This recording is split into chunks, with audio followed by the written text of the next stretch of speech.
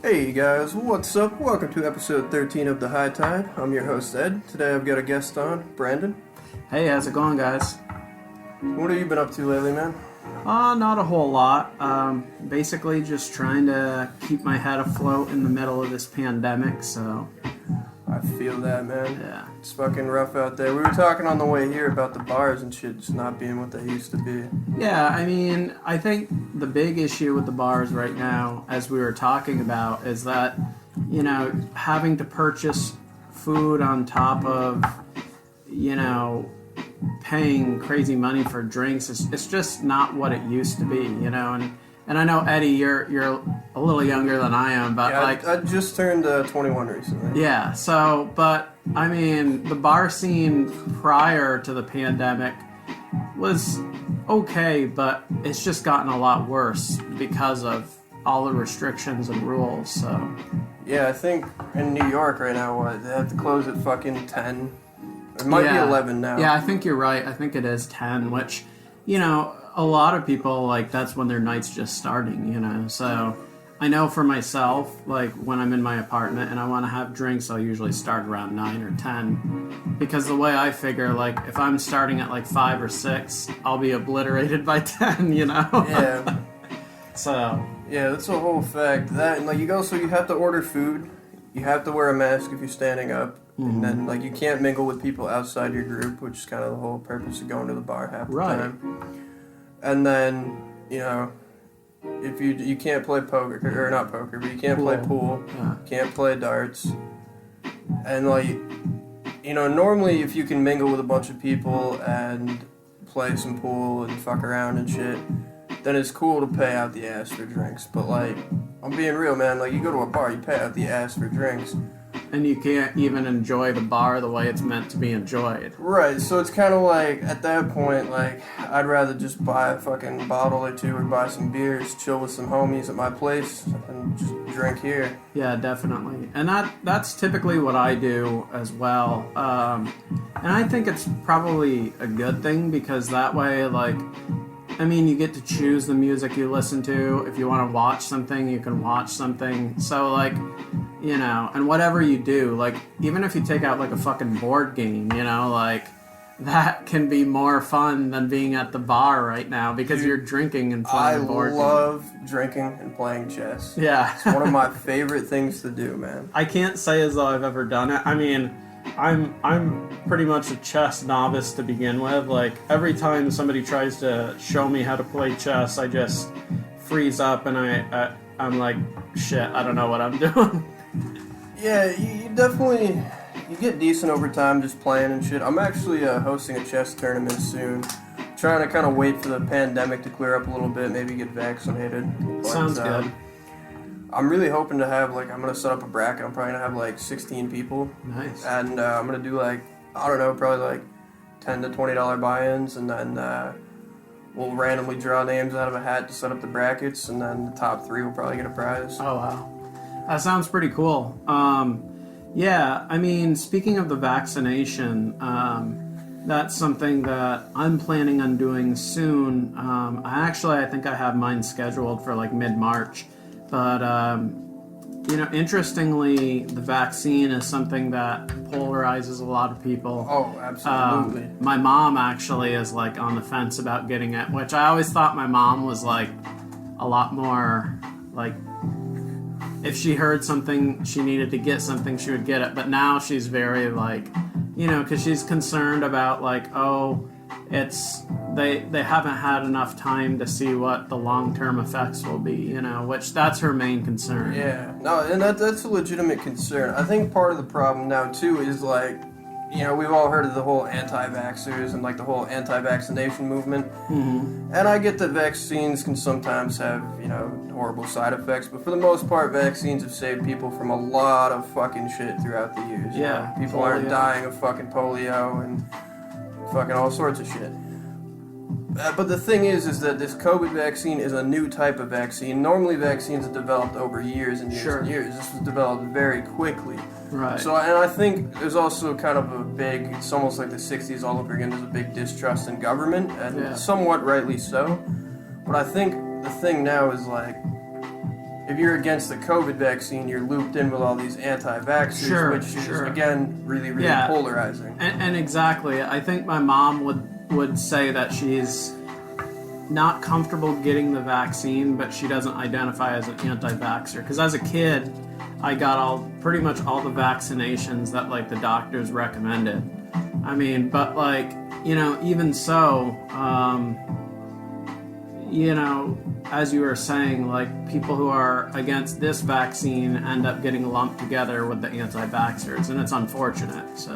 Dude, it was actually pretty eye-opening for me. So I remember I was talking with, I think it was Professor Lake, one of our professors that we've had, and I asked him after class one day, I was like, hey man, Pablo, yeah, I apologize, podcast, my dog's a chihuahua, he likes to bark and whatnot, but I was talking to my professor and I was like, so listen, like, do you think we're gonna be forced to get this vaccine? I was like, it doesn't seem right that the school would just be like, oh, you have to get this vaccine. Mm-hmm. And he was like, well, listen, he's like, how many vaccines have you already had to get to attend school? He's like, you have to get X amount of vaccines, tetanus, all sorts of different shit in order to attend school. And I was like, shit, dude, you're right. Like, I didn't even think of that.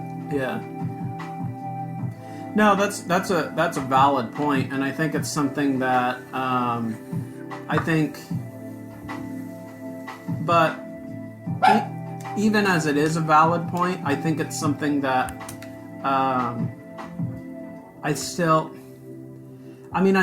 the school can, you know, the school is its own entity, so they can, you know, make the final decision of whether or not you need to have the vaccine, but. Right. Well, I think the school, because it's part of the SUNY system, I think it gets federal funding. The SUNY, head of all the SUNY schools kind of makes that decision. Right, it's mandatory, yeah. But they do get government funding, so I suppose, I don't know, it's definitely a sticky situation, but at the same time, I don't really know where I fall on that, because, you know, part of me is definitely very, like, pro individuals' rights and choices. Mm-hmm. But then there's also a part of me that thinks, well, if you're going to school, you know, they want to make sure that it's a safe environment for everyone. You know, but so it's a tough, you know, it's something that I don't really think I can, like, fall on either side. You know, I feel like there's either argument could potentially be the right one, but. So you graduated last May, right? Yep, that's correct. That was the semester where about halfway through it just went fully online. Yeah, right? And that was challenging, as I'm sure you remember. It was, let's just say, like, I found the structure of being on campus and having class to go to a lot easier to follow than having all this free time in the day and having to schedule it. But somehow I managed it. I mean, I graduated, but that semester was easily the most, like, cockeyed semester I've ever experienced, you know, and at least now, you know, you guys are fortunate to have, like, you know, some online, some in class, you know, that's what I'm doing right now, yeah. Right, which is when in the beginning of 2020, when the pandemic lockdowns first went into effect, it was like, holy shit, like, we went from basically having classes in person to all online, and it was it threw me for such a loop, as I'm sure it probably threw you for a loop and many others. Dude, I remember hearing, like, some of the Ivy League schools like Harvard and shit were going fully online. They went online really early. Yeah. And I remember hearing about that, and I was, like, working at Dollar General at the time, and I remember going to my coworker, and I was just, like, laughing about it, and I was like, there's no fucking way this fucking school I'm going to is going to do that shit. Yeah.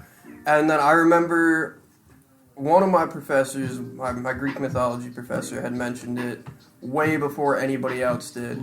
And she just basically said, like, just so you know, like, these big schools are going online, like, that's a sincere possibility. And we're just like, again, we kind of just all, like, looked at each other. Like speculation. We were kind of just like, what the fuck, like, that's not going to happen. Yeah. And then about 2-3 weeks later, Well, about a week and a half, 2 weeks later, every professor was like, yo, so like we're making plans if we have to shift to online, and about a week after that, we were fully online. Right. It was like, holy shit. Well, I remember last year I was TAing examining diversity through film, and I think it was my birthday, and they had the professors had written on the board that it was my birthday, and some of the students were wishing me a happy birthday. But beyond that, I remember one of the professors was saying like, okay, these are like, this is what's going to happen, and a lot of students were like confused, like, shit, what's next,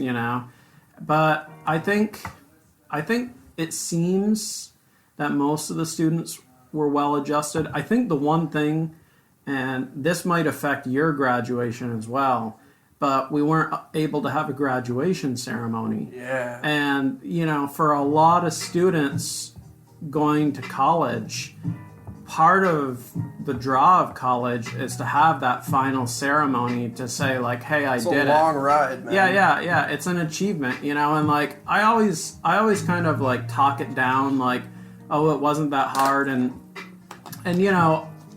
there were times where I felt like I was coasting through college, but honestly, you do put a good amount of effort in, and at the end of it, you want to have something to acknowledge, like, okay, I've completed this, and it feels good. Yeah. That's for sure, man. No, I know a lot of people that like didn't get to have a graduation, and it was definitely rough. Have you heard anything about the testing protocols that they're doing now? No, I haven't. All right, so we had that one semester where it was like fully online, right? Mm-hmm. And then we go back this previous semester, again, almost everything was online. There was a few in-person classes last semester. And the way that they went about testing was they randomly selected students and said, oh, you have to go to this pool testing, and they'd select X amount of people every week. And so I would get tested like once every couple weeks. I would have to go in, and you go in, you wait in line, you fill out, make sure you have a barcode, this and that, and they do the mouth swab, right? So you go, you get your test, and then you're good to go. If you test positive, you have to quarantine for 2 weeks, whatever. Well, now the way they're doing it is every single Plattsburgh State student has to get tested every single week. Oh, wow. And my thing with that is that I know, like, I'm not a snitch or anything, and I don't necessarily judge. Again, I believe in individual rights. You can make the argument for both ways, especially being that we're a year or so into the pandemic, and a big part of college is partying. I went through my party phase young. I don't really fuck with parties, but I see on Snapchat all the time. I see all the parties and shit. I know a lot of Plattsburgh State students are still going to parties. Right. I don't necessarily think it's the safest decision, but at the end of the day, as long as you're not going around a bunch of people and shit, I think you do you. Go to that party, whatever. Right. But this pooled fucking testing every week, right? So I have to go.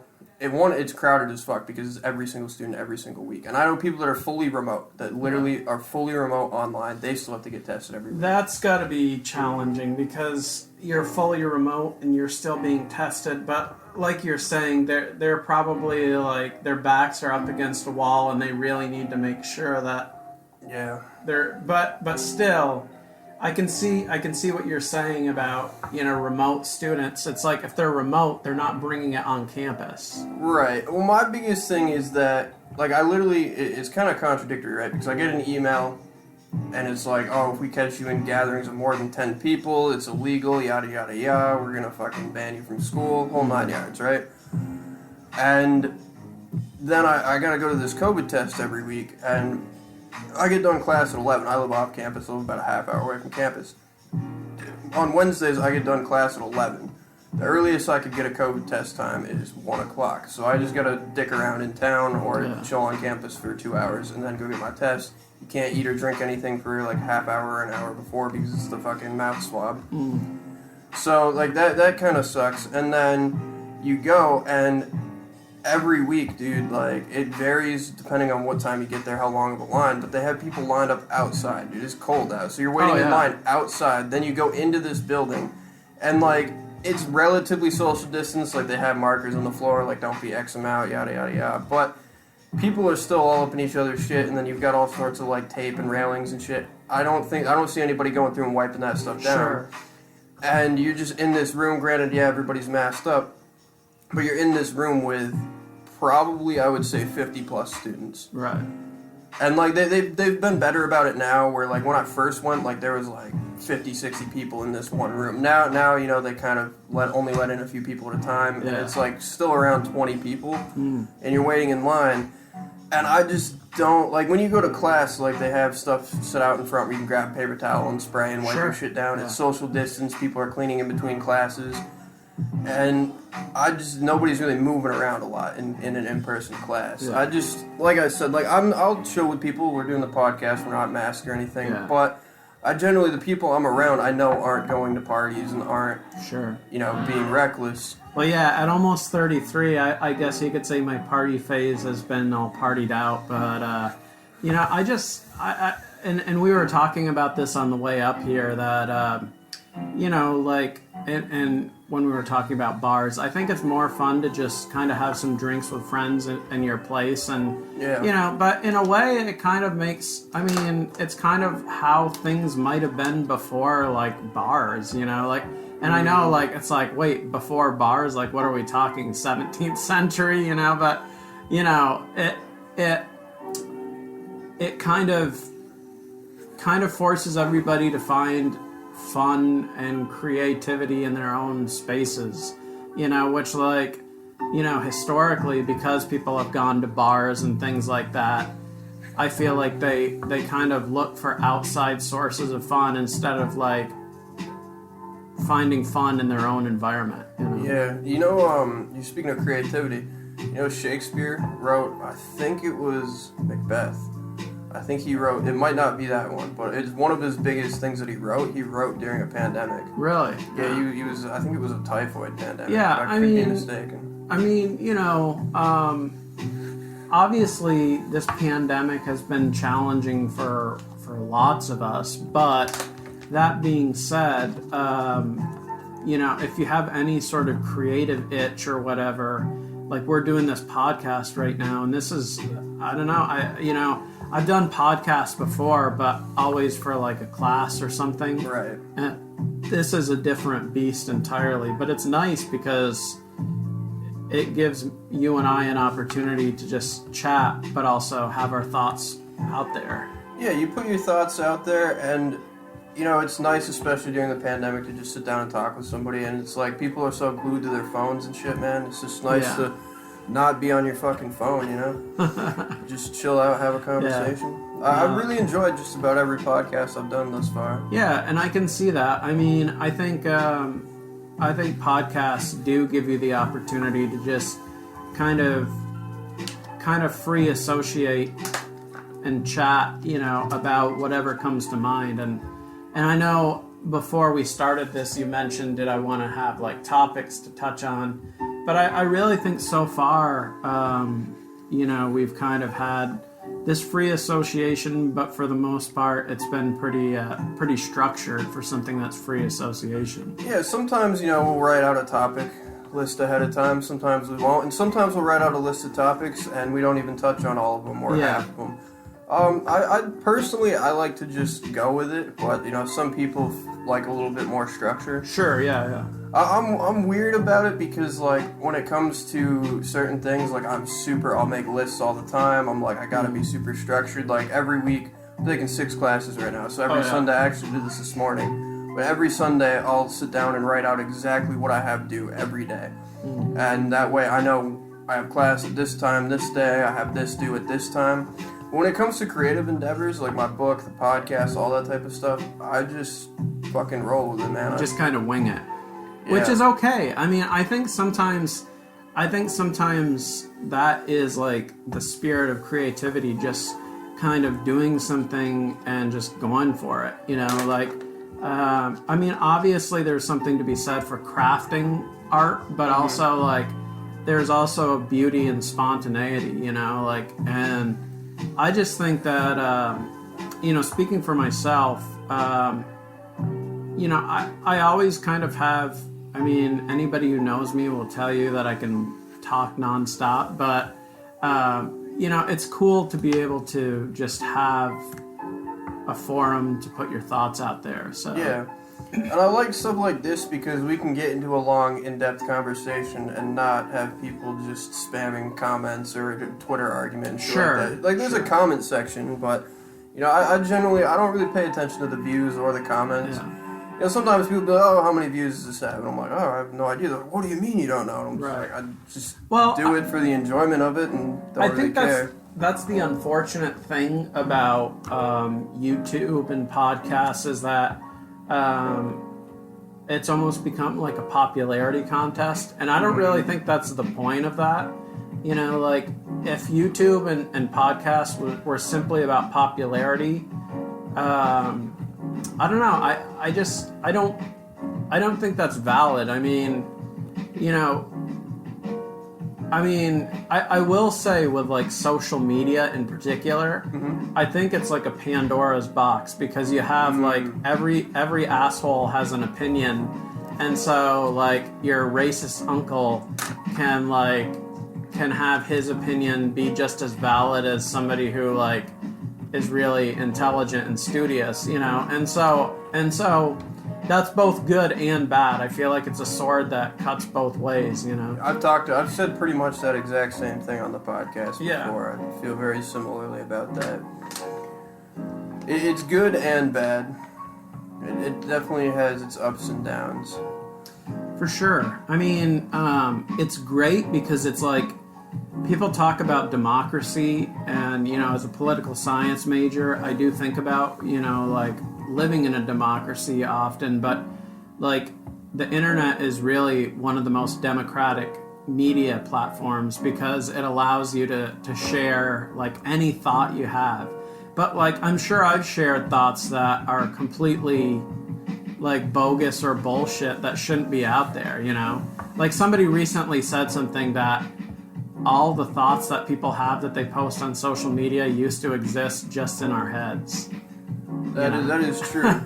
There's also some very gnarly ideas that get put out there that you know contribute a lot to different things. Oh yeah, yeah. I think like I think some of like white nationalism. I think a lot of that was fueled on the internet. You know, like those people find each other. You know, it's like.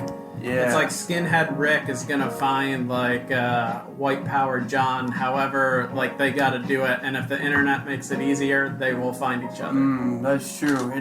It's easier for people to group up in studious type of environments, but it's also easier for people to group up in anti-whatever. Yeah, you know? In the internet, you know. Yeah.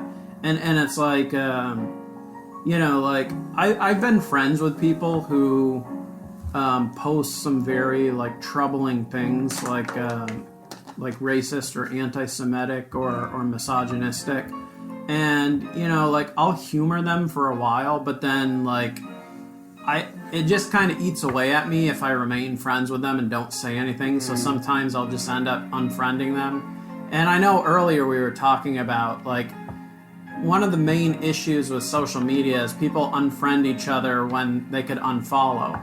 But the thing is, I feel like if somebody has these ideas that are very like, not even, it's one thing if they're joking around and it's not serious, you know. But when they're saying things that are like actively racist, it's kind of hard to like accept it, you know. Right. That's another thing. It's also hard to tell whether or not somebody's being serious or joking when looking at social media. Yeah, because I feel like I have a very ironic sense of humor, and you know, I think sometimes people see irony, especially my generation and yours. I think our generation see irony sometimes as being serious, and so they have a hard time accepting that you don't actually believe what you're saying, you're just saying it to be funny, you know? Yeah. It's also hard to elaborate, too. Like, you could say something on social media, and it could be taken the wrong way. Taken out of context, as well. And then, you know, you have all these people commenting and stuff. You can't possibly read all the comments, and there's so many, you know, just negative comments that people get discouraged from reading the comments, and rightfully so. So it's like somebody could comment like a serious question about something that you said, and you don't have the chance to really see that particular comment and then actually elaborate. Sure. And I think there's a lot of trolling on the internet, as we're both probably well aware of. Like, you can have a valid opinion about a subject, and then somebody will say something that derails the conversation just for kicks, Right. And it's like, and that kind of pisses people off, because, I mean, it's one thing if you're kind of trolling to be funny and everybody's in on the joke, but it's another thing when you're like, fuck these guys, I'm just gonna like take the wind out of their conversation, What do you think about the whole Reddit GameStop? Oh, well, I think that was fascinating. I mean, I like the idea that these like nerdy kids with like goofy handles are like kicking the ass of Wall Street. But of course, as soon as they started doing that, Wall Street intervened, which, is to be expected. Yeah. Well, I guess a lot of people were outraged with Robinhood, and Robinhood's actually facing a big lawsuit. Right. Now, I think Robinhood, and there's other companies and apps like Robinhood, I think, again, is really empowering that you can just have everyday people investing in the stock market. You don't need to be a stockbroker or anything like that. Yeah, you don't have to be Matthew McConaughey and the Wolf of Wall Street. Right. But the thing is that what people don't understand is that the way that it works is that if you have a certain amount of liability, you have to put up a certain amount of money to cover that potential risk or liability. Right. So Robinhood as a company had X amount of liability and had to put up X amount of money. And then with all this crazy pushes in GameStop, AMC, and Express, and there's a couple other stocks as well. Sure. Their liability went up like crazy, which means they had to put forth a bunch of money that they didn't necessarily have. I think they raised $3 billion. It might have been $3 million. Holy shit. In a very short amount of time. But also the CEO he's not one of these, almost like a Mark Zuckerberg type of guy, where he's not like the best public face. Like Elon Musk has got, the PR on fucking rap. Yeah, for sure. I mean, I do think there's a lot of CEOs who were probably, in high school, guys who got beat up and probably never really developed the social skills necessary to have the position they have, but they have it nonetheless. Excuse me. So, Mark Zuckerberg or the CEO of Robinhood, they probably aren't really socially adept enough to deal with the demands that they have to deal with. It's also a weird predicament to find yourself in, having that much power and that much of a voice. Oh, yeah. I can't imagine. I mean, even being a millionaire, that would be great, but, being a billionaire, how does one justify having that kind of money? Because literally, if you're Mark Zuckerberg, Jeff Bezos, Bill Gates, you're never gonna go through all that money in one lifetime. Right. So I mean, those guys are sitting pretty in such a way that none of us can even imagine. It also, too, the thing with that is that you have that much money, and you can provide for your kids and stuff, but you die, you leave all that money to your kids. Like most people, there are some people that are rich at a young age and, become productive, decent people. But for the most part, you get that much money at a young age, you kind of develops a narcissism and you kind of tend to be a piece of shit. Yeah, well, I think, and I know we were talking about, Trump on the way here, but I think that sometimes is some of the criticism that's leveled at Trump, that, he came from a wealthy family, and so he kind of has this entitlement, which is understandable. I mean, like you were just saying, if you're raised in a wealthy environment, you're sheltered, so you don't see things that somebody from the lower class or even a middle class environment sees. Growing up, my father was a mason and a contractor, and he would come home at 5 or 6 in the evening, and the big thing that we would do was watch Star Trek and have Chips Ahoy cookies.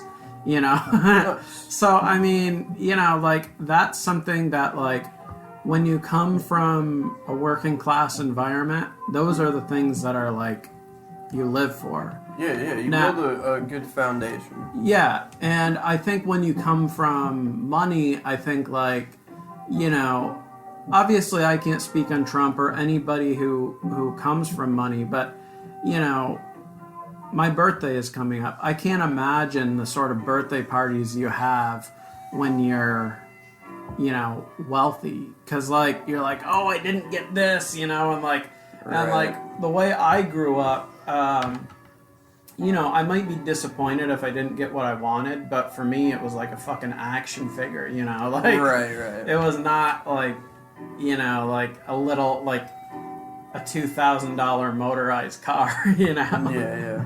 So. Yeah, that's for sure. So how was being in school, being a little bit older? Was that difficult?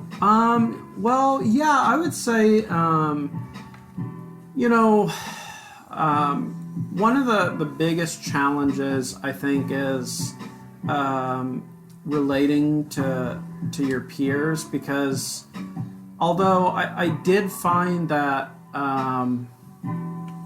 you know, many of the people that I talk to, you know, like if they didn't know my age, I'd ask, you know, how old do you think I am? Mm-hmm. And often like it would be like 23 to 26, which really surprised me because, you know, it took me aback. But honestly, I think the biggest challenge is just feeling like you're behind everyone, you know, which naturally I think, you know, it makes for certain insecurities. I think when you're around people your own age, you feel more settled, you know, whereas when you're around people that are like 10 to 12 years younger, you feel like, oh boy, like these are not the people that I really relate to, you know? Right. But like I've always found from a very early age that I had a hard time relating to people my own age. So, you know, within like 3 or 4 years of my own age. But when it came to like older people or even sometimes younger people, like I could relate more naturally and easily to them. So I have a similar problem. You know, I don't relate to a lot of people my own age. Mm-hmm. But for me, it's actually the exact opposite. Most of my friends are 5 to 10 years older than myself. Sure. And for me, same type of thing you were talking about, but it would be, you know, I'm hanging out with all these people that are in their 30s or, you know, late 20s, and they're buying houses, they're getting married, they're having kids, they're buying cars, they're doing all this type of stuff. Sure.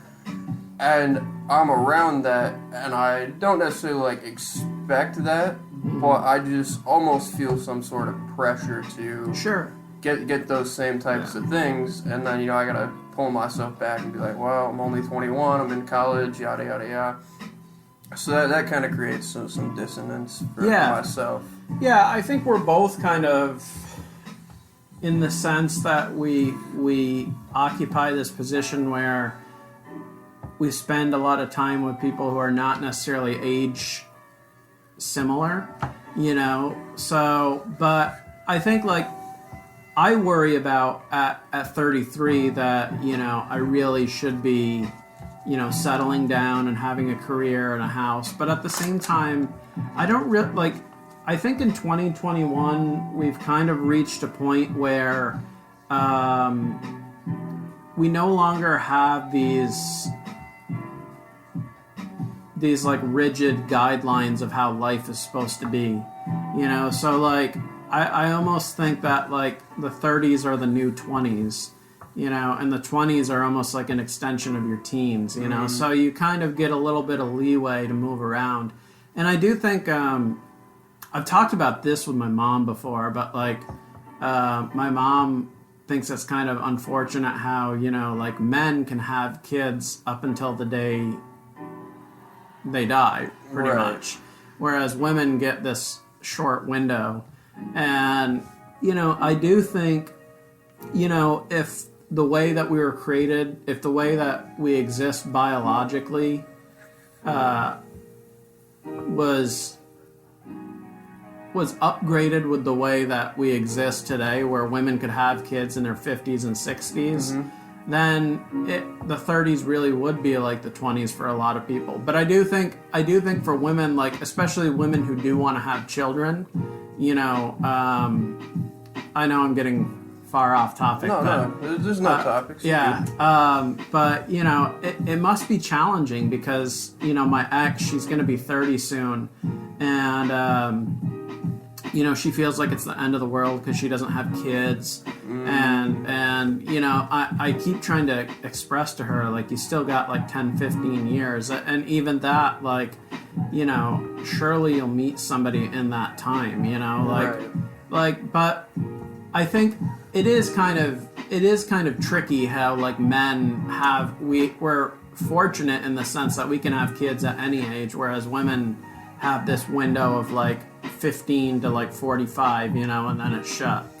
Yes, it's an interesting trend too. A lot of people are having kids later now. Sure, yeah. And I think a lot of that is just women trying to build their careers and whatnot. Yeah, you know, definitely. Before they settle down, which is not necessarily a bad move. Yeah, I think it's funny because like I think the women's rights movement really started in like the 60s and 70s, but I think like we're really seeing the fruit of that now with women of my generation and yours, where they kind of put off having children until they're ready, you know, because I think that, yeah, I agree. I think that's a good thing. I mean, realistically, you don't want to have kids if you can't really afford it, or if you feel like you're not giving them the attention they need, you know.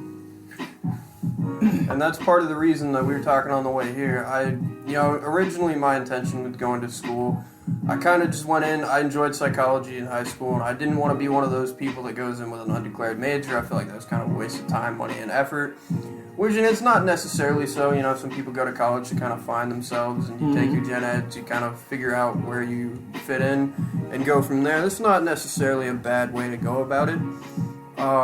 But I didn't want to be one of those people that went in with an undeclared major. Sure. Especially at graduation, they're announcing, oh, this person's going to this college for this particular thing. I was like, shit, like, I don't want to be, an undeclared major.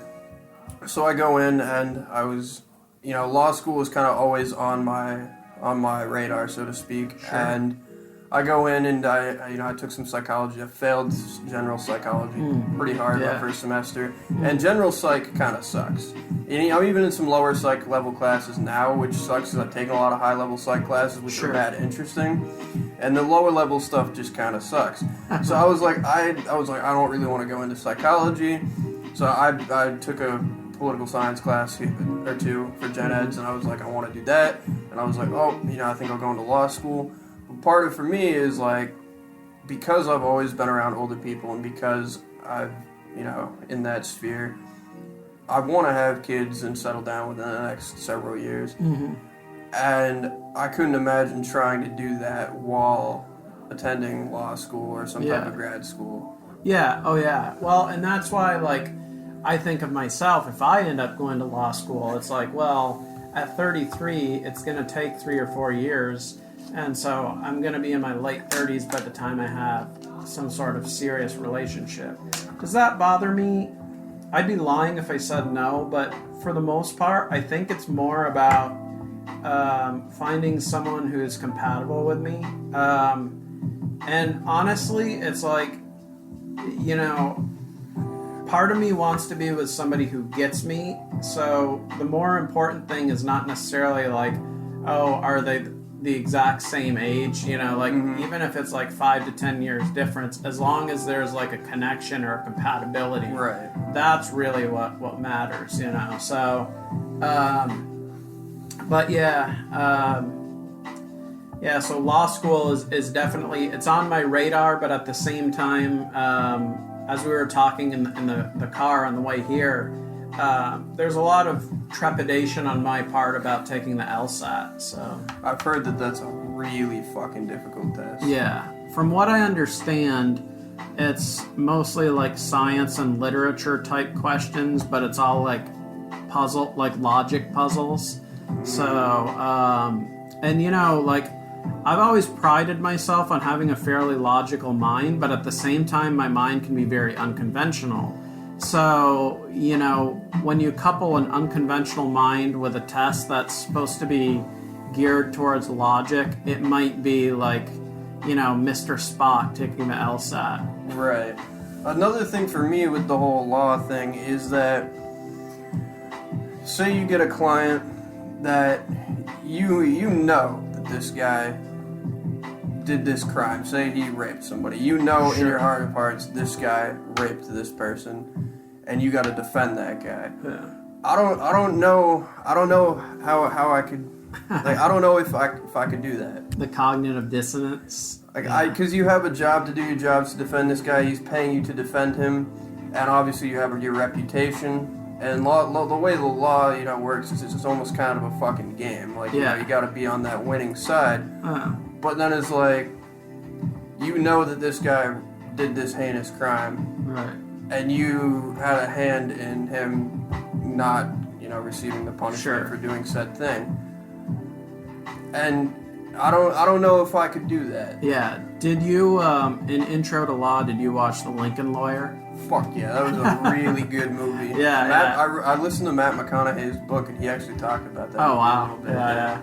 Well, the reason I was thinking of it was because, that's basically what happens in The Lincoln Lawyer. He has to defend somebody who he knows committed the crime, and so, it kind of puts him in a bind. It does put him in a bind, and naturally, I think a lot of us would be kind of stuck in that, because it's about the attorney-client confidentiality, and how you can't really, you can't break that, Yeah. So. And I mean, you get paid a lot of money. That's true. That's true. I think that's the major incentive. I shouldn't say it's the major incentive, but I think for a lot of people who are considering going to law school, I think there's definitely the attraction, the lure, because like medicine, it's a career, it's a profession that pays well. And you get the societal prestige. That's true. You're a fucking lawyer. That's true. Yeah. Nobody looks down on a lawyer unless they're like a shady lawyer. Like Better Call Saul. Yeah, exactly. Yeah, I think myself, I've got this semester, I'm taking some summer classes, I've got 2 more semesters, and then possibly another semester. Right now I'm a double major in psychology and political science and a minor in sociology. I think my plan is to stay where I'm at. I don't want to say exactly where I'm at on air. Sure. But I'm pretty close to Vermont. There's not a lot of great jobs in our area. Yeah. So I think I'm going to try and stay where I'm at and get a decent job in Vermont. And I'm about 15, 20 grand in student debt, trying to keep it around that level. Sure. And I think I want to get, my ideal job right now is probably a career counselor. And that's one thing I've struggled with a lot, is finding a career. Sure, yeah. And I think it's very hard to be young in a time like this, so I think to be able to help people. I think, I hate it. I just had a brain fart, and It'd be like that. Yeah, man. but what I was gonna say was, I think like the important thing too is, where we live, there aren't a lot of job opportunities. So it's really about, and this podcast, I've had people tell me, that, I should have a podcast or do something like that, do comedy, something in a way to kind of, kind of alleviate my own intellectual boredom that I feel, and my own frustration at not wanting to work a run-of-the-mill job in this area. I was talking to my roommate about that the other day, man. It's really hard, and that's part of what I say when it's hard to be young, because society kind of pressures you to work that 9 to 5, and that's kind of what's expected of everybody. And like a lot of people are content and make enough money to get by on a 9 to 5. But for some people, that's just not how they operate. And I'm kind of one of those people. Yeah. But the way I'm looking at it is like, right now, like, I've got the podcast. I try to do 1 podcast a week, roughly. Sure. I've got the book. I try to write at least a couple pages a week. I've obviously got school. Right now, I'm lucky enough to not have to work, and I'm getting money on unemployment, which is I have some dissonance about that. I kind of feel lazy, but it also kind of allows me to work on some of these things and take 6 classes. But I think I'm just dabbling with a lot of different things, creative endeavors, kind of seeing where I really peak and fall. I make music from time to time. Yeah. And once I graduate school, I want to work that 9 to 5 because I want to work that 9 to 5 because I can just go to work, come home, no homework, no bullshit. Yeah, just kind of chill and do what you want. And then do my creative endeavors and hopefully blossom a lot of those. Yeah. And then I really want to get into day trading. I'm banned from day trading right now because I made more than the 3 day trades within a 5-day period, which you can't do unless you have $25,000 worth of cash or assets in the market. Yeah, that's unfortunate. But yeah, that's one of the ways to keep the rich rich and the poor poor. Yeah. But so I really want to work a decent job, 30 to 50 grand a year for a couple years. Yeah. Get a decent car, pay off my student loans, really flourish a lot of my creative endeavors during that time. And then, who knows, maybe this podcast blows up, maybe my book blows up, whatever it might be. And maybe not. I don't necessarily do it for that. But I'm hoping to get enough money into the stock market, pay off all my shit while working a decent job. Sure. And also, a job, if I do a job like that and my other plans don't ponder out, I have a nice, decent career to fall back on. Definitely. And you work your way up through the career and shit. So that's kind of my plan. But eventually, I want to work for 5-6 years doing something like that, whether it be social work or a career counselor, maybe something with my political science degree, work on a campaign or something. Sure, yeah. And then from there, I want to just start day trading, make a fair amount of money, and I have a business idea. I don't want to get into it too much on air, just because I don't want somebody to steal my business idea. But I do have a pretty good business idea. Well, that's cool. Open probably when I'm in my 30s. Yeah, I do have to say, like you were talking about with unemployment, sometimes I've actually had people give me grief over being on Social Security. I had a woman who I thought was my friend. She called me a leech for getting Social Security, which is like, that's a hard thing to have somebody call you. But, I know, like, realistically, do I love living on Social Security? No, of course not. But as we were discussing on the way up here, there's not really a lot of job opportunities in this area. And so, until I can find something that, like you said, where you can make, for me at least, 20 to 30,000 a year, like I don't want to necessarily work at McDonald's or at a factory, like if I can avoid that, and it's like, not that there's anything wrong with people who work in those situations, but they're not ideal jobs. It's nobody's dream career. So. Right. Yeah, and like the thing that's hard too is it's like you can move out of the area and get a good job, this and that, but like I don't know, man. You set up your roots in an area, it's like hard to cut definitely. Roots. Well, one of the major issues that's keeping my parents from leaving the area, and myself, of course, would be my grandmother. She's lived here.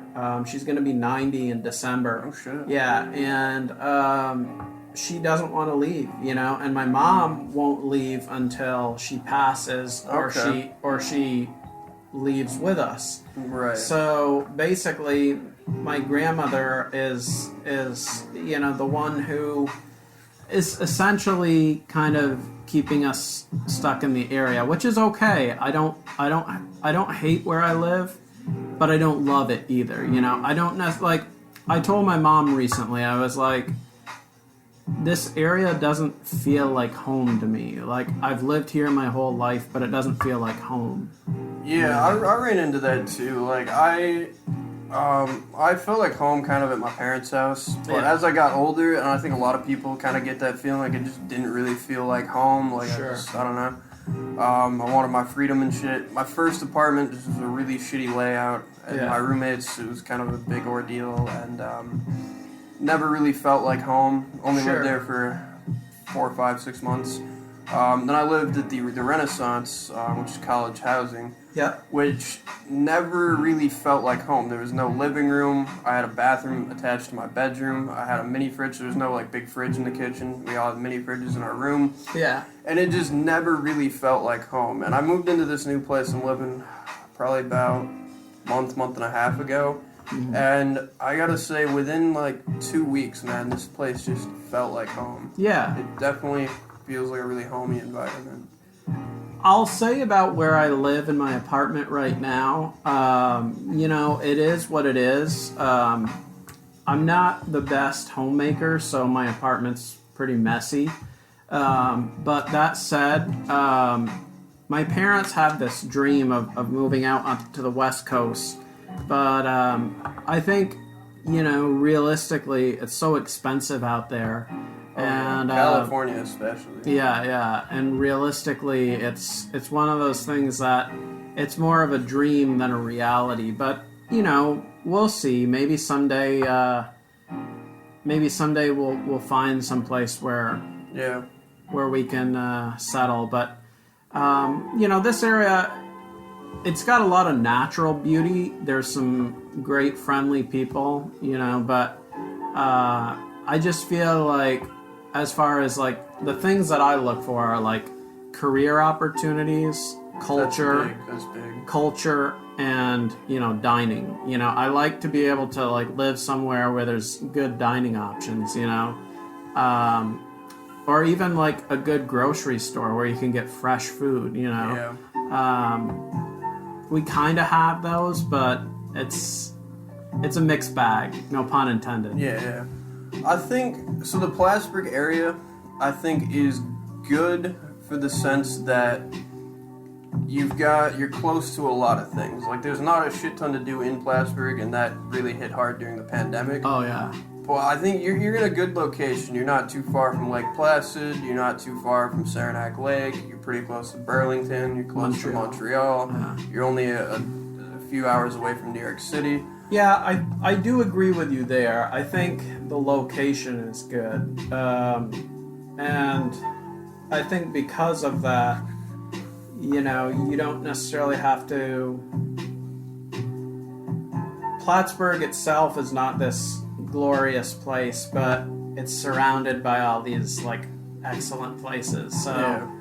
So I mean, I would definitely agree with you on that point. I just think that right now during the pandemic, because everybody's kind of isolated, we can't really like capitalize on that, so like Montreal and Burlington are kind of, they seem a lot further away than they normally do. Yeah, absolutely. Do you have roommates at your place? I live by myself, so. How is that? It's okay. As I mentioned earlier, I don't really have any pets, so, I go a little bit stir crazy sometimes, and that's why I find myself on my phone chatting with people on Messenger, because I need that kind of like social contact. Right. The last time I lived with a roommate, I have an interesting story. It was about, I think it was January 2013, and I was living on South Platt Street in Plattsburgh. Okay. And I had a roommate named Brett. He was about my mom's age, so he was an older guy. But him and I, to celebrate the new year, we got a bottle of wine and we were drinking that. He went to bed, I went to bed, everything seemed okay. I woke up the following morning and I noticed that normally, at like 6, 7, 8 in the morning, he'd be out playing records on his turntable because he liked to listen to music. Okay. Well, I noticed that he wasn't up, and this was like 8, 9 in the morning. So I kind of was a little bit curious what was going on. So I knocked on his bedroom door, and he didn't answer. So I opened the door, not knowing what to expect, and I saw him on the bed, kind of like writhing around.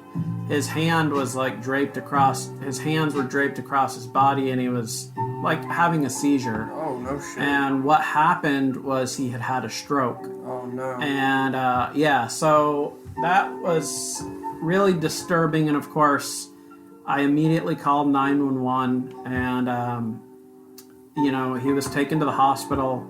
The scary part, though, is that it seemed like he wasn't going to make it out of the stroke because he went into a coma. Oh, no. And they were actually like weeks away from taking him off life support, and he came out of it.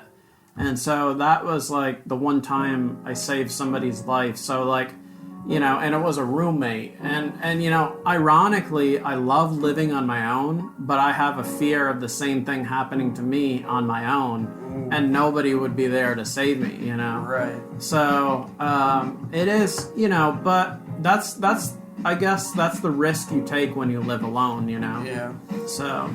See, I've never truly lived on my own. My first apartment, we had there's 3 other roommates, which that became hard because it was always a battle. It was 2 roommates feel this way, 2 roommates feel that way, and there's just constantly shit going on.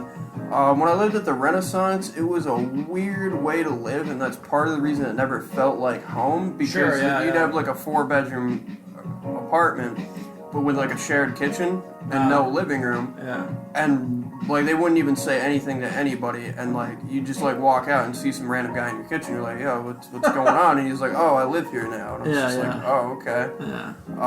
That must have been uncomfortable. Yeah, a little bit. And then also I just felt like you never really treated each other like roommates. You treated each other like neighbors almost. Yeah. And it was just.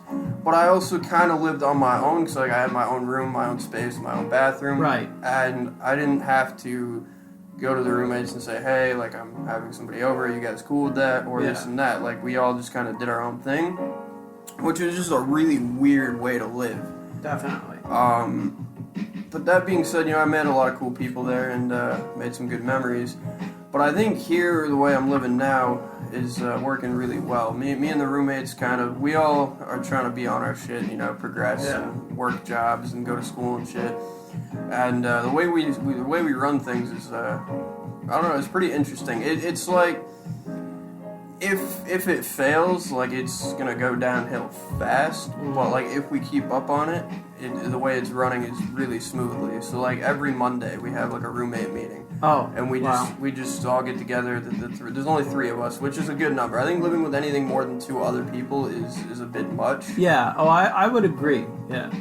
They say 3's a crowd, and I think 3 is okay, but more than 3, that's too much. Yeah. So it's just the 3 of us. So there's never really any huge arguments, and if it is, it's 2 against 1, which can kind of single somebody out. But at the same point in time, if they're in the wrong, they're more or less able to get their shit together, as opposed to if there's another person backing them. Sure, yeah. So we do the roommate meetings every week, which usually there's not any hard feelings or beef afterwards. We just talk about just different things that are going on and whatnot.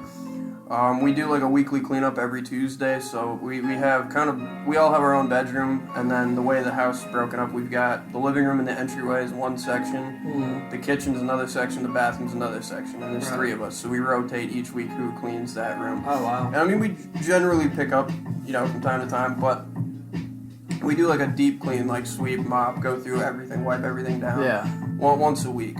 And we rotate rooms, which that works pretty well. That's good. And then a big argument in the old place was dishes. Oh, yeah. So the way we do dishes is we all go in on groceries every week, give or take, sometimes every 2 weeks, but we'll all go in, throw equal amount down, buy groceries, and we take turns cooking. Sure. And which has been nice. I've been eating out less, which has been good for my financial and health as well. For sure. But yeah, we do dishes, so it's one person has Monday, Tuesday, I have Wednesday, Thursday, the other one has Friday, Saturday, and then we rotate every Sunday. That's good. And it's working pretty well. So another story I have to tell, I don't want to make this story hour with Brandon, but, in 2011, I was living in a community residence, and I had a similar setup. I was living on Court Street. It's no longer a community residence there, but basically, everybody would be assigned a chore. So, like, somebody would have to cook for the house one week, somebody would have to clean the bathroom, somebody would have to, like, take out the garbage, you know. So, like, it was basically, it was cool the way it was run that way. And I actually have some pretty fond memories of living in the community residence because, to be quite honest, you know, the best thing about that time was that it allowed me to grow. Yeah. I look back on it and I think to myself, like, a lot of people who lived in that residence, they probably saw it as like a punishment, but I saw it as like, okay, I got to grow up, you know. And I think I was like 23 at the time, so like it really kind of forced me to kind of take stock of my life and like mature, you know. Yeah. And you know, but I remember, like, when it was my turn to cook for the house, I would always come up with, like, all sorts of different meals just to, like, mix it up, you know. What's your signature dish? Well, I love Italian food, and I think we made strombolis a few times. Ooh, I love strombolis. You know, with marinara sauce to dip them in, so, yeah. You know, and ironically, well, not ironically, but I love boxed mac and cheese, but I never had Velveeta until I lived in the community residence. Shit. And a lot of people shit on Velveeta, but I gotta say, It's my favorite brand. Yeah, once in a while I get a craving for it, so yeah, you know. That was another thing too for me, like living at the Renaissance, the way I was living, man. Like I just had a mini fridge, so it's like you can't really get away with buying a shit ton of groceries and shit in a mini fridge. And then it's like if I bought fresh food, like I'm not gonna eat a fucking dozen eggs in a week myself. Right. So it's like you couldn't really get certain things. Sure. And then, you know, I would cook from time to time, but it's like I would cook, say, I don't know, like fucking nachos, right? Yeah. Oh. And you know, I would get like, you know, you can only buy a hamburger in such an amount, so it's like, then it's like, oh well, I'm just having nachos for 3 fucking nights in a row. Sure. Yeah. And I get sick of that. Versus with my roommates, I do most of the cooking, but I enjoy cooking, and they also go to work. I'm home. I'm doing online school and shit, so I don't mind doing a lot of the cooking. And you know, we cook, and then it's like we have that meal that night. And the next night, it's a completely different meal, but it's all home cooked and shit. That's good. Which is very, very good. That's good. I went through a rough phase where, like, I was kind of depressed, which played a part in it, and I was also I had a lot of money from back pay for unemployment. Sure, yeah. And I was also like, I don't want to go to Walmart. Like, it was kind of scary during the pandemic early on. Yeah. And so I just DoorDashed every day for, like, probably a good 6 months straight. Was that expensive? Oh, yeah. Oh, I bet. I never. It's like $20 a meal. Oh, holy shit! Yeah, I've never done DoorDash myself, but I remember my mom had COVID recently, and because I was around her when she was at her most infectious, I had to be quarantined. And I was like, Mom, like every Friday night you treat me to dinner. Could you DoorDash me like McDonald's? And she's like, no, that's too expensive. Yeah, no, it is. It's very expensive. Yeah, so I would be like, okay, well then how about a pizza? And she'd order me a pizza. But it ends up being the same thing. But she's like, then you have leftovers. Right. So. Yeah, no, I got way out of hand with the DoorDash and shit. Yeah. And, but no, I feel like, and part of that too was like it was just hard to like cook by myself and shit. Definitely. And it's like also too, it's like I'd have to do all the dishes, all the grocery shopping, and it's like it's difficult. That's why living on my own, it's hard cooking for myself, and so oftentimes I'll either go out to eat or I'll eat at my parents'. Or if I do have something, it'll be like a sub from Walmart. Yeah, I love subs. Yeah, you know, so like, I used to get, at Walmart, they have like Philly cheesesteaks and meatball subs that you like heat up in the oven. But honestly, I don't know. I think I liked them at first, but I've kind of come to the realization I've had too many of them, and I kind of got sick of them, so. Yeah, that was the other thing. Like, I got sick of DoorDashing because it's like I tried everything from every restaurant on DoorDash multiple times. Yeah, you kind of run out of options. Yeah. No, it's definitely been better cooking. Like, I'd say we usually each probably throw in, like, anywhere from $30 to $50 a week towards groceries. Yeah. And, like, we have food for the whole week, as opposed to I DoorDash twice, and that's more than what I pay in fucking groceries for the whole goddamn week. I will say with my parents, sometimes I have a few cookbooks at my parents that, like, I like trying recipes out of those. One of the ones that is super popular, at least with my dad and I, is they're called mummified jalapeno bacon bombs. Ooh. And it's basically like a jalapeno with cream cheese and cheddar inside of it, and they're wrapped in bacon. So good. Nice. Yeah, I've got a few signature dishes myself. Nachos is one of them. That's good.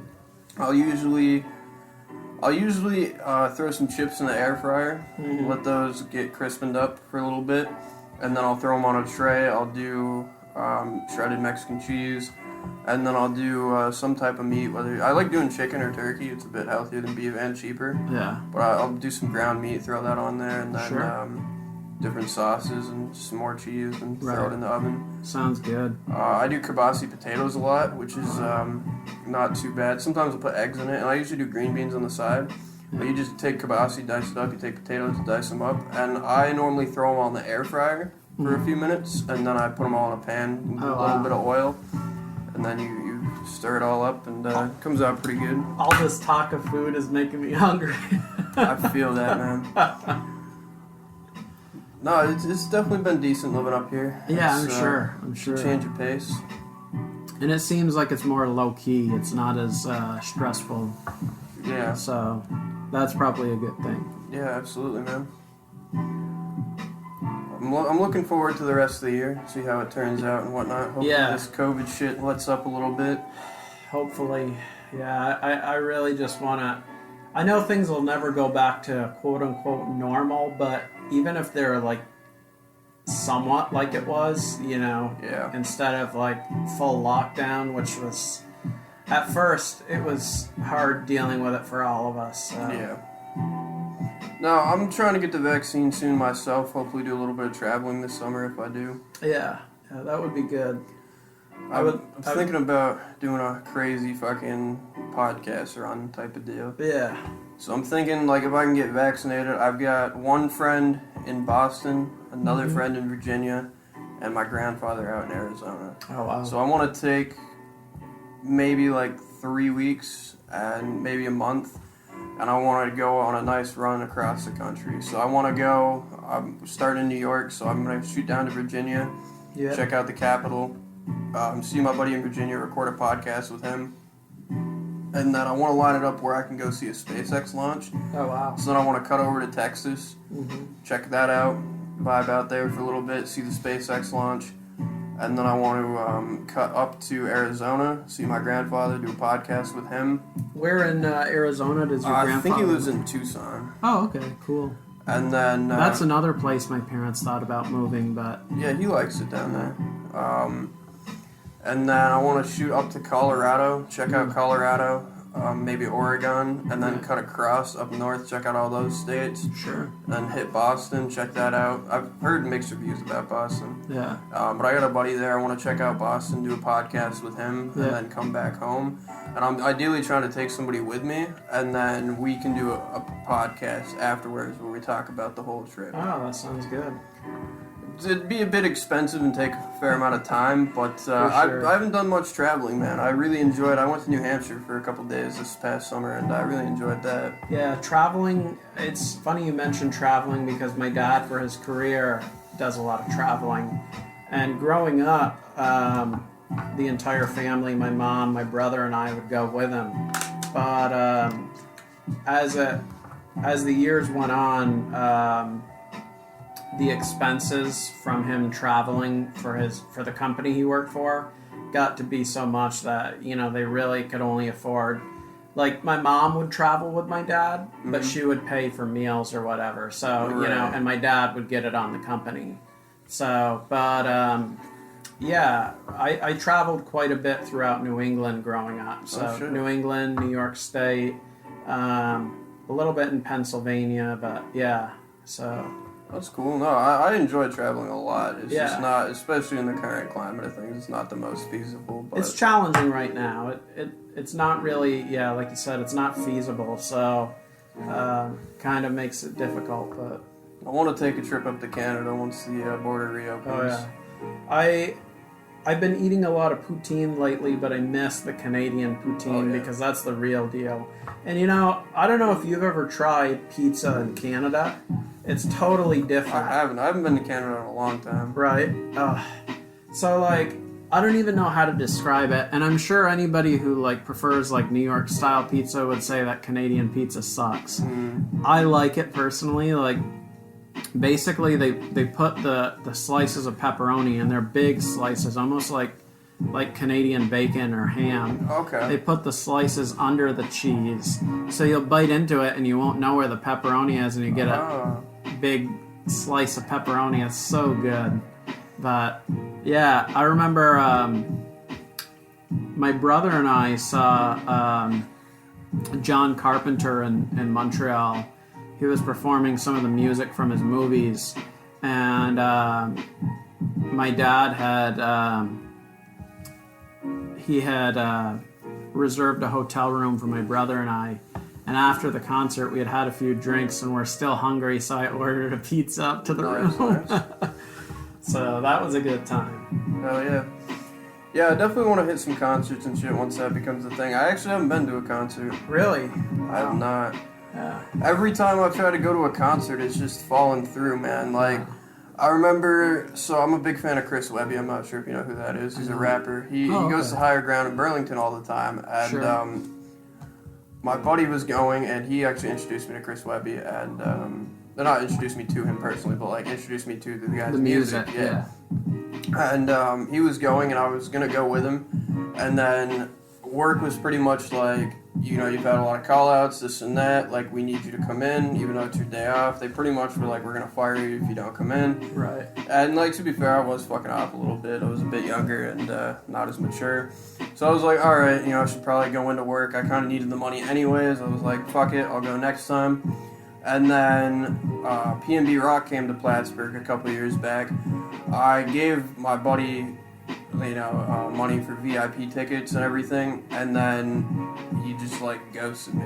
I thought he was my friend, but he just, like, took my money and ghosted me. Jesus. So I was like, I didn't get to go to that. That's shitty. And then another time I was supposed to go to a Post Malone concert with my roommate, and he decided not to go, and then I was like, oh, I'm not going to go by myself. Couldn't find anybody that wanted to go. So I was like, all right, fuck it. And then his brother ended up surprising him with tickets, so he went with his brother, and I was like, shit. I've been to only like a handful of metal shows. You know, as much as I love metal, I haven't been to a ton. But that being said, like, I think the most difficult thing is, like, you're all there for the same reason, so you're in a crowd full of people who want to see the same band, well, unless they're there for the opening band, which usually isn't the case. Right. But, you know, so you're all there to see the same band, but at the same time, like, you're in a room full of strangers, and so, like, there's this positive vibe of, like, everybody's here for the same thing, but it's also, like, a little bit awkward and uncomfortable because you're surrounded by people you don't know. Yeah. You know. I almost went to a Lindsey Sterling concert. I don't know if you know who that is. She's a very talented violinist, and I'm actually trying to learn violin coming up soon. No kidding. But I almost saw her at the State Fair, but I ended up going to the State Fair a different day, and she was there. Yeah. And I guess, like, I technically went to a concert at the State Fair, but it was like some, like, smaller bands, and, like, I didn't know any of them, and I went with it was actually one of my other roommates,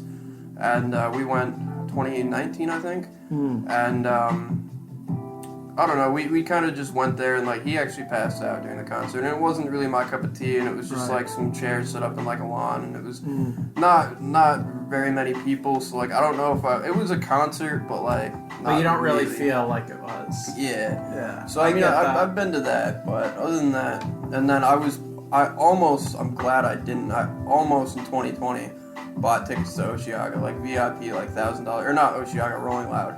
I almost bought they were like $1,200 tickets. I came so close, like I had the money, and I was going to, And then my buddy was gonna come with me, and he didn't have the money at the time, but he was going to. So I was like, I'll wait until you have the money. We'll order our tickets together. Yeah. And then COVID hit, and I was like, and they're not refunding it either. They're just like, oh, you can go next year for free or whenever it is. So like, I would have been out that money, especially during COVID, and I was like, ooh, thank God I didn't. Thank God I didn't buy those. Yeah. But once things settle down, I plan on going to some concerts. Yeah, it'll be worth it. Trust me. I want to see Cage the Elephant. Yeah, it's such a great experience to see like an artist you like live. Because like I said, even though like everybody is a stranger, like they're there for the same reason, you know. Yeah. So like, it's almost like a community vibe, you know. Absolutely. Is there anything else you want to add before we end the episode off? No, I think that's pretty good. We touched on quite a bit. Yeah, absolutely, man. Thank you for coming on. I really enjoyed it, man. It's definitely been a minute since we've chilled. All right. Thank you, Eddie. Yeah, man. Viewers, I hope you all enjoyed. Catch you guys on episode 14. Hopefully we'll have video at that point. Maybe, maybe not. Peace out.